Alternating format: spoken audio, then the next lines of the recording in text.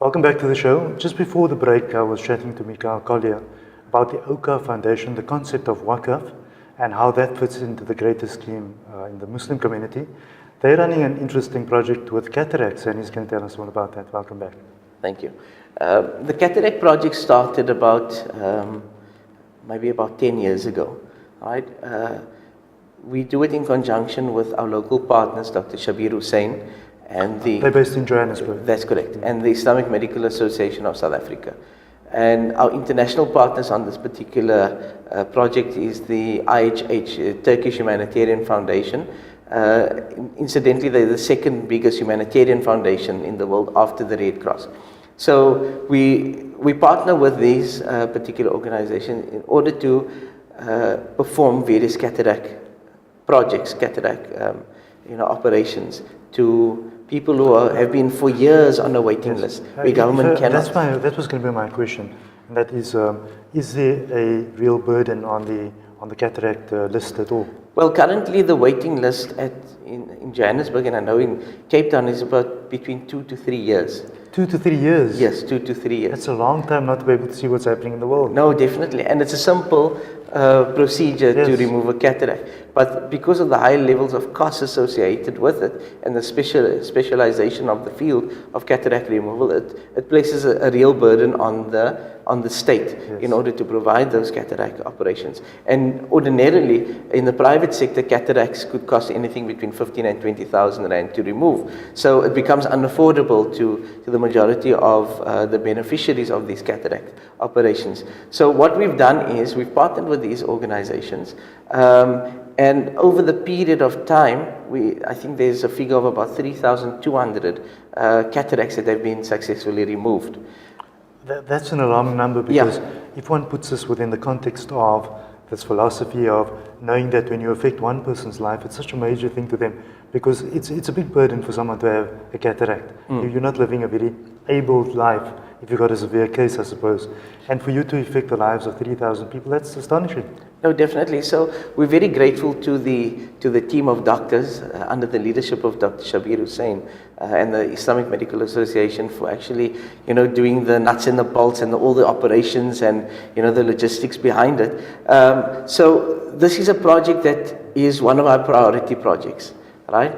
And over the past weekend, about 50 patients received the gift of sight again. Yes. Right? And for us, it's a very proud moment when we are able to see the ecstatic when you're able joy. To see someone else see.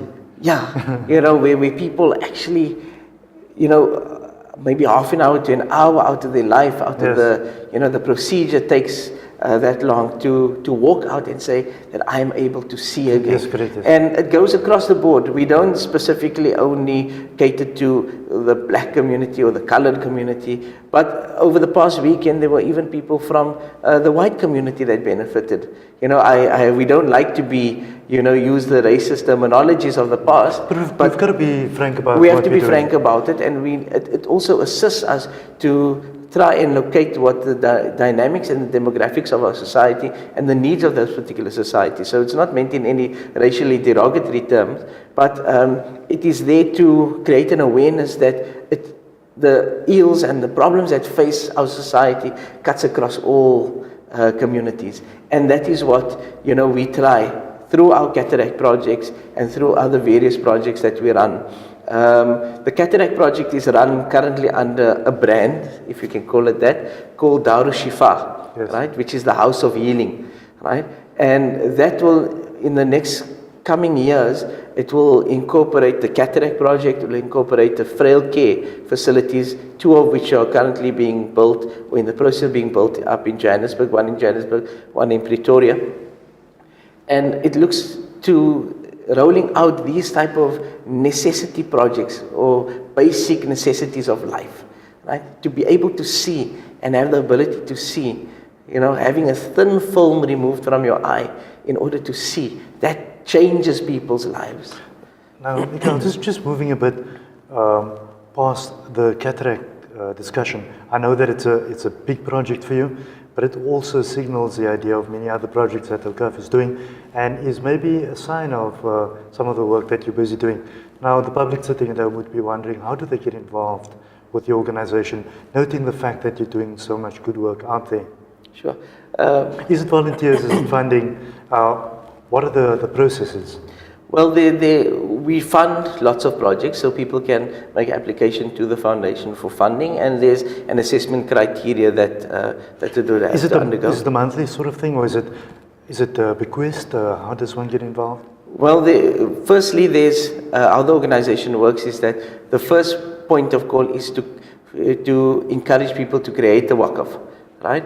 To create that pious endowment, right? So they benefit religiously, spiritually, but also the community benefits by your contribution that you've made. And this could be any amounts ranging any from... amount, 5 rand, 10 rand, Oh, I see, okay. It doesn't matter. Right. You can even give us 1 million rand, Whatever's 10 million, it doesn't matter. What's in your capacity? What's in your capacity, right? The second part of it is what we do with the return of that investment. So we've got certain projects that we have as core projects that we focus on, and broadly there are 4 sectors that we like to focus on, and that would be, renewable energy, sustainable community development would be the one category, healthcare would be the other category, maths and science, and specialized education would be a third category, and then agriculture, water, sustainability, all those things would be broadly a 4th category that we'd like to, to see ourselves working in on our own particular downstream projects. But then there's also projects that the community